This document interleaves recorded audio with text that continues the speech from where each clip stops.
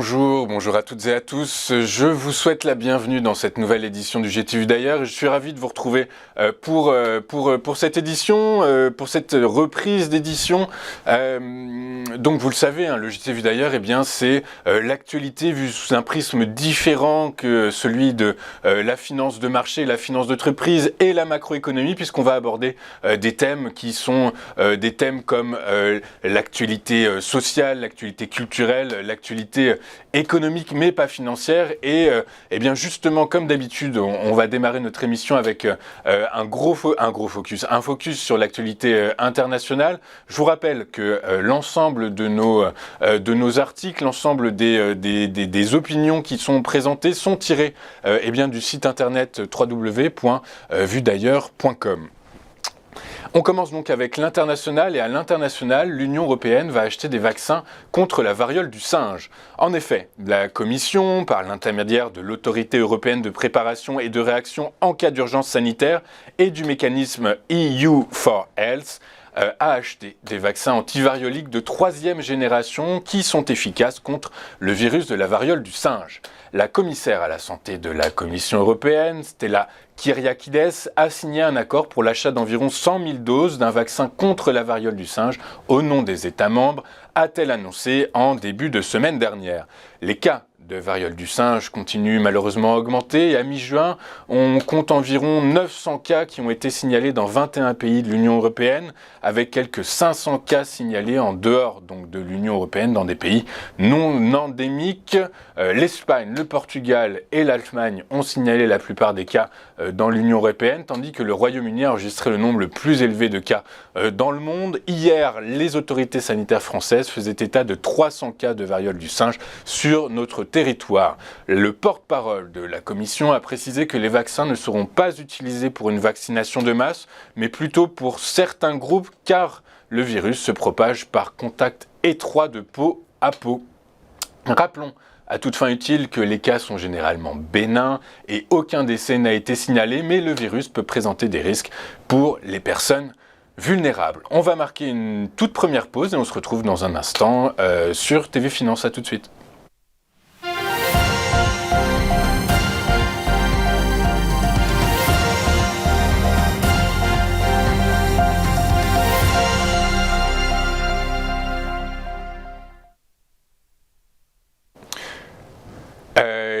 Le dimanche 12 juin, c'est triste, mais c'est à noter, toute la planète s'est mobilisée contre le travail des enfants pour dénoncer cette violation inacceptable des droits de l'enfant. Près d'un enfant sur 10 dans le monde est obligé de travailler, a rappelé l'Organisation internationale du travail, l'OIT, à Durban, au cours de la 5e conférence mondiale sur l'éradication du travail des enfants. Les enfants au travail sont partout mais invisibles, domestiques dans les maisons, ouvriers dans les ateliers ou les plantations.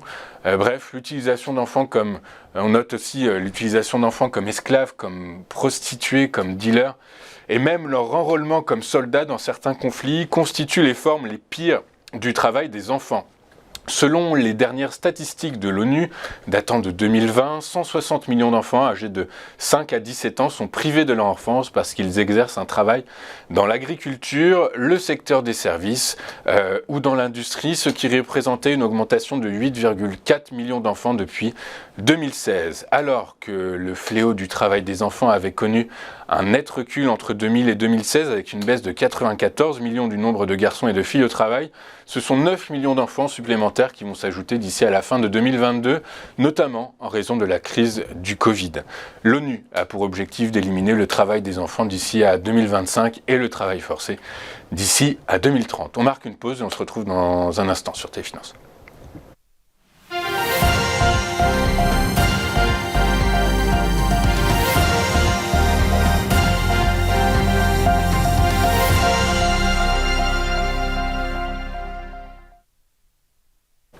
Dans l'actualité culturelle, aujourd'hui dans le JT Vu d'ailleurs, une question existentielle que tout le monde s'est posée. Peut-on manger chaud quand il fait chaud ? Il ne s'agit pas là, évidemment, de se demander si une fondue savoyarde en pleine canicule est bonne pour la santé. La réponse est évidemment non, que ce soit en termes d'apport excessif en calories, même en hiver, je tiens à le préciser, mais également en termes de rapport à la température, de maintien de la température du corps. Rappelons le principe de fonctionnement de base du corps humain: quand il fait excessivement chaud, le corps élimine beaucoup par la transpiration. Il convient donc de s'hydrater en buvant de l'eau, mais aussi en privilégiant les aliments qui en contiennent. Or, les frites et les pizzas n'en contiennent pas ou trop peu. Par contre, les concombres, tomates et poivrons sont particulièrement recommandés. La salade grecque s'avère ainsi idéale pour un repas de canicule. La soupe froide, simple à digérer, est également une alliée contre les fortes chaleurs. Enfin, pour finir, juste un petit rappel de bon sens, car quand il est déjà difficile de maintenir son habitat au frais quand le mercure dépasse allègrement 30 degrés la journée, eh bien on évitera de cuisiner en faisant appel à des appareils qui génèrent beaucoup de chaleur, à commencer par le four. On va marquer une pause dans notre JT Vu d'ailleurs et juste après on va passer à l'actualité économique et sociale avec notre invité, monsieur Stéphane Tichy, directeur et porte-parole du groupement du patronat francophone. A tout de suite sur Téléfinance.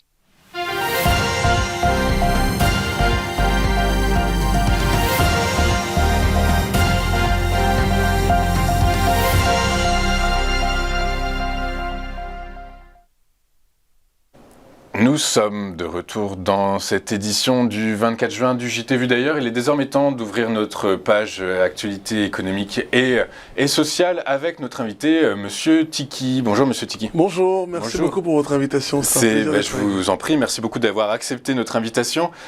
Monsieur Tichy, après avoir évolué dans la sphère politique, notamment auprès de Nicolas Sarkozy, vous êtes aujourd'hui directeur du développement et porte-parole du groupement du patronat francophone. C'est dans le cadre du forum organisé par le Conseil d'investisseurs en Afrique et vos fonctions au sein du groupement du patronat francophone que vous êtes avec nous aujourd'hui. Monsieur Tichy, quelles sont les missions du groupement du patronat francophone ? D'abord, ça a été un honneur de travailler aux côtés du ancien président de la République Nicolas Sarkozy et une fierté d'avoir été président des jeunes. Aujourd'hui, effectivement, je suis directeur du développement et porte-parole du groupement du patronat francophone. Le groupement du patronat francophone, c'est la branche économique de la francophonie qui a comme mission d'implanter toutes les boîtes francophones dans tous les pays où on parle français. On s'est dit une chose, on est fiers et heureux de partager ensemble cette belle langue qui s'appelle le français, que l'on partage dans les 80 pays francophones, mais on a envie de faire ensemble, on a envie de bâtir ensemble, on a envie de construire ensemble, et pour nous, nous pensons que la francophonie économique est aujourd'hui au cœur de la relation entre la France et l'Afrique, et au cœur de tout ce qui est francophonie. Et de ce fait-là, notre job à nous, notre mission, c'est connecter les entreprises entre elles, dans ces 80 pays où on parle français, et les connecter aussi avec les gouvernements. Ça veut dire que très souvent, on avait des gens du continent africain, par exemple, puisqu'on a quand même une quarantaine de pays du continent africain, qui nous disaient on aimerait que les entreprises francophones, entreprises françaises viennent dans nos pays, mais très souvent, les Français et les francophones nous disaient nous on aimerait bien venir, mais on n'a pas les bons contacts, on ne sait pas qui contacter. Donc notre job à nous, c'est connecter un peu les entreprises au gouvernement pour leur dire voilà, si vous voulez vous installer, on a telle personne dans tel pays avec qui vous pouvez aller bâtir ensemble, et surtout permettre aux entreprises, puisque tous ceux qui sont membres du groupement du patronat francophone, ce sont des chefs d'entreprise. Donc c'est leur dire, si vous voulez grandir, on va vous permettre de vous connecter avec d'autres entreprises qui ont les mêmes besoins que vous. Donc c'est vraiment connecter l'offre et la demande. Je vous donne un exemple concret. Bien sûr, je vous en prie. Si vous avez une entreprise qui produit d'énergie, par exemple au Congo, on peut la connecter avec une entreprise qui a un besoin d'énergie, par exemple au Vietnam, au Canada ou même en Argentine. D'accord, donc c'est pas oui, d'accord, ok, c'est pas uniquement le continent africain qui est concerné, ou le continent européen, c'est tous les pays francophones. Exactement. Okay, comme je reprends mon exemple, demain il y a une entreprise qui produit d'énergie qui est au Canada, qui a un besoin d'énergie, et ben on peut la connecter avec une entreprise de Côte d'Ivoire qui, elle, produit de l'énergie. Vous avez combien d'entreprises 20 millions d'entreprises. 20 000. C'est 20 millions d'entreprises. 20 millions 20 millions d'entreprises dans les 80 pays dans lesquels on parle français. Donc j'imagine des PME principalement. Oui, et voilà. Et cette francophonie économique est particulièrement basée sur les PME, TPE, ETI, start-up, et on travaille vraiment ensemble les uns avec les autres, main dans la main. Et grâce au président du groupement du patronat francophone, le président Jean-Loup Blachier, qui est numéro 2 national de la CPME, vous savez, qui est la Confédération des petites et moyennes entreprises, et ben grâce à ça, on a les contacts ici aussi au niveau des PME. Ça veut dire que demain, si on a une PME québécoise qui aimerait être mise en lien avec une PME française, ben grâce à nos partenaires, grâce à la CPME, on peut avancer ensemble Et donc on comprend que votre approche est quasi diplomatique d'une certaine façon. Est-ce qu'elle est également financière? Est-ce que vous apportez des soutiens financiers à un moment ou à un autre dans les rencontres? Est-ce qu'il y a du conseil financier? Il n'y a pas vraiment de conseil financier, c'est beaucoup plus de diplomatie économique et aussi un peu de formation. Je vais vous annoncer quelque chose que j'annoncerai ici en avant-première. Il y a une semaine, on a été avec le ministre de la formation professionnelle de Côte d'Ivoire, l'ambassadeur de Côte d'Ivoire, le président Jean-Louis Bachet, qui est président du groupement du patronat francophone, et l'ancienne Premier ministre, Madame Edith Cresson, pour signer des accords afin de lancer l'école de la deuxième chance en Côte d'Ivoire. Parce d'abord, on considère que sur le terrain, dans ces pays-là, il y a énormément de talent, énormément de qualité. Les gens n'ont plus besoin qu'on les prenne par la main. Ils ont besoin qu'on leur montre comment faire pour se former afin qu'eux-mêmes puissent former d'autres personnes. Donc, on va faire de la formation sur le terrain. On fait des partenariats publics-privés, on fait du B2B, on fait du conseil et on aide vraiment à connecter l'offre et la demande ensemble. On peut vous connecter avec des gens qui sont dans les différents types de pays, qui eux vont vous apporter tout ce qui est financement, tout ce qui est développement, tout ce qui est conseil financier qui vont vous permettre de grandir. Vous parlez de la formation du terrain qui est un des leviers essentiels. Est-ce qu'il n'y a pas un autre levier là? On se situe sur le continent africain, dans les pays francophones africains. Est-ce que du côté européen notamment, est-ce qu'il ne faudrait pas changer? Alors j'appelle ça le narratif, mais c'est un peu la persuasion, la perception que peut avoir je dirais l'économie européenne, le monde économique européen envers l'économie africaine et son modèle économique. Je suis à 1 milliard de % d'accord avec vous. Merci. Hier, nous étions dans une réunion qui était le Conseil des Français qui veulent investir en Afrique. Et je leur disais, voilà, je sais que très souvent, pas chez vous, mais dans d'autres médias, on caricature le continent africain avec la maman qui porte le boubou, avec la bouteille d'eau sur la tête, dans un territoire assez boueux. C'est passé. Mais aujourd'hui, c'est évidemment un peu ça l'Afrique, parce que c'est nos traditions. Moi j'ai grandi, je suis né au Cameroun, j'ai passé 17 ans de ma vie, mais c'est surtout pour dire aux gens aujourd'hui que l'Afrique c'est plus ça. L'Afrique aujourd'hui c'est un Eldorado. L'Afrique aujourd'hui, dans certains pays, on paye depuis déjà 4-5 ans avec son téléphone. Or ça vient d'arriver en France ici il y a quelques mois. Donc c'est pour vous montrer qu'il y a tellement d'innovation, il y a tellement de savoir-faire, il y a tellement de talent, et puis les gens ont souvent pensé que les personnes sur le territoire africain sont des gens à qui on a besoin de prendre par la main en disant viens on va t'aider à grandir. C'est des gens qui sont déjà prêts à grandir, qui se battent en grandissant avec les réalités locales.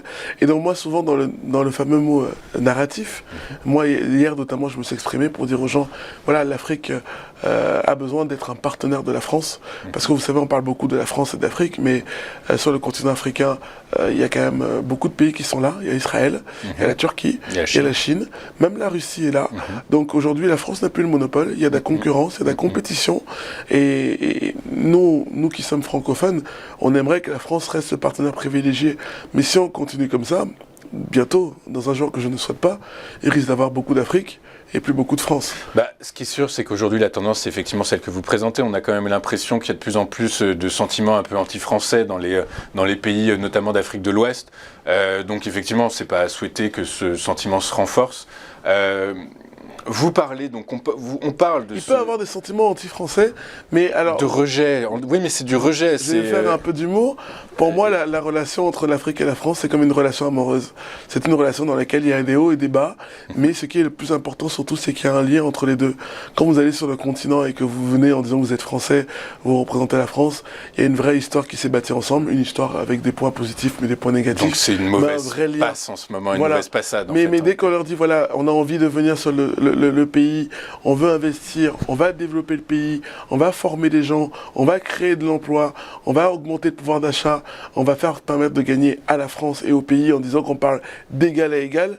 Je vous assure, les gens sont très heureux. Vous voyez par exemple un pays comme le Gabon, il y a quand même une ville qui porte son nom de la France, Franceville, Libreville, Port-Gentil. Oui, mais ça c'est historique. C'est historique, c'est ça. Un pays comme le Congo, c'est le pays dans lequel on parle le plus français aujourd'hui dans le monde.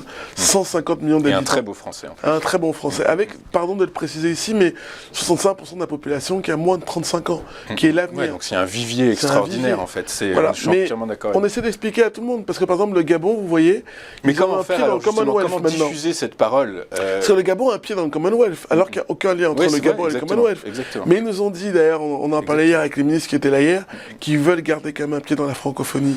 Et ils veulent un pied surtout sur la francophonie économique. L'idée, c'est de profiter de la zone économique du Commonwealth et de l'étendue économique du Commonwealth, c'est effectivement de garder. Vous savez, le discours que je leur ai dit hier, moi, c'est qu'il y a une zone économique aussi francophone.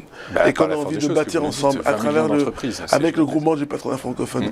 On a des entreprises, on a des investisseurs, on a des gens qui veulent venir sur le continent, qui ont été déçus. On parlait de relations tout à l'heure, parce qu'ils n'ont peut-être pas eu les bons contacts, ils n'ont pas frappé à la bonne porte. Mais maintenant, on leur dit, voilà, on a les outils, on a les personnes, on a les qualités, on a les besoins.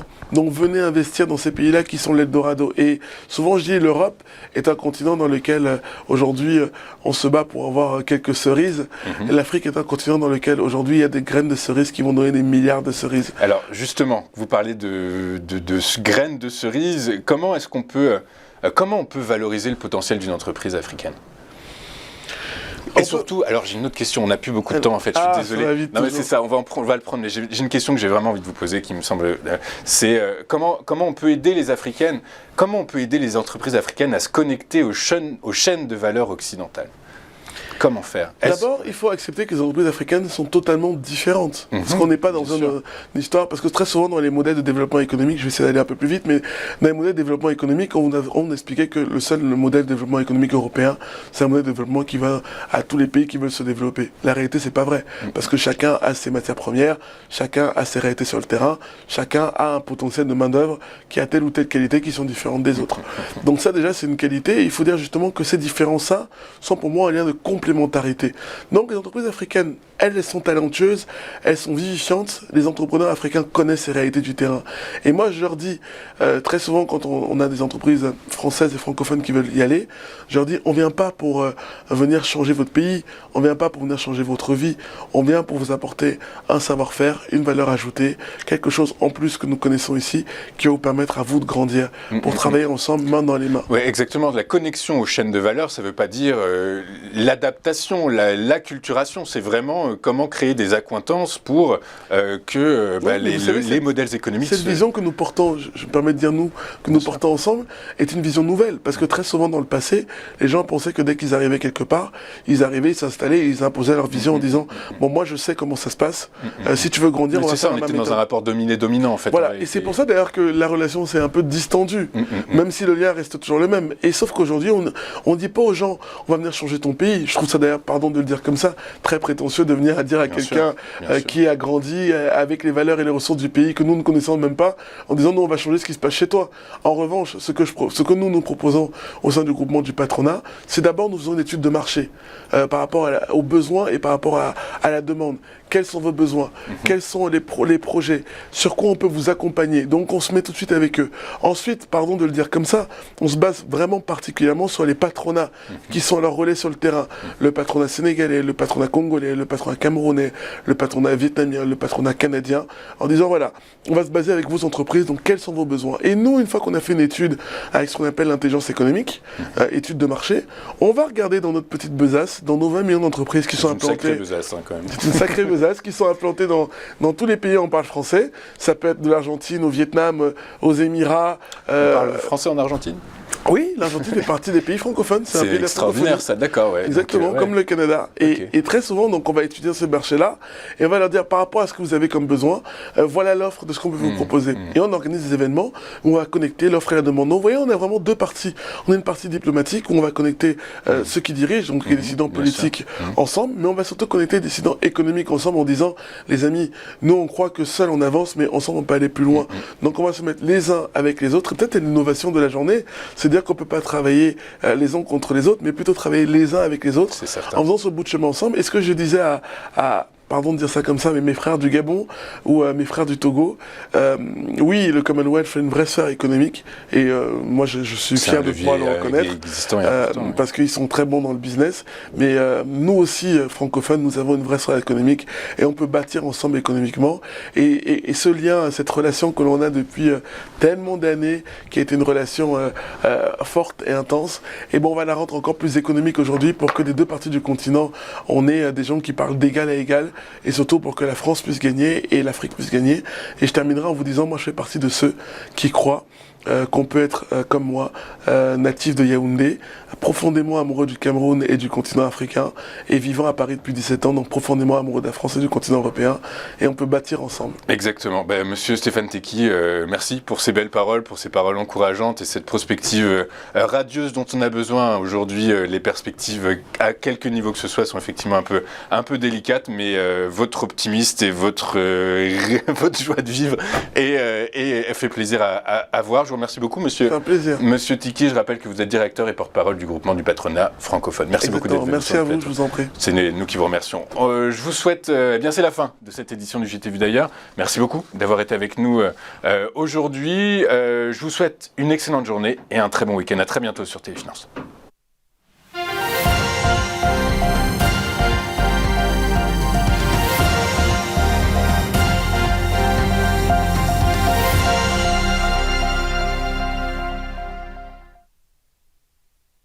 Bonjour à tous et bienvenue dans notre émission Entreprise et Innovation, votre rendez-vous innovation, développement économique et enjeux du digital sur TV Finance. Tous les jours, TV Finance met en lumière une société, un projet, des hommes et des femmes qui font l'entreprise d'aujourd'hui et de demain dans un monde en perpétuelle évolution. Pour y participer, contactez-nous sur tvfinance.fr.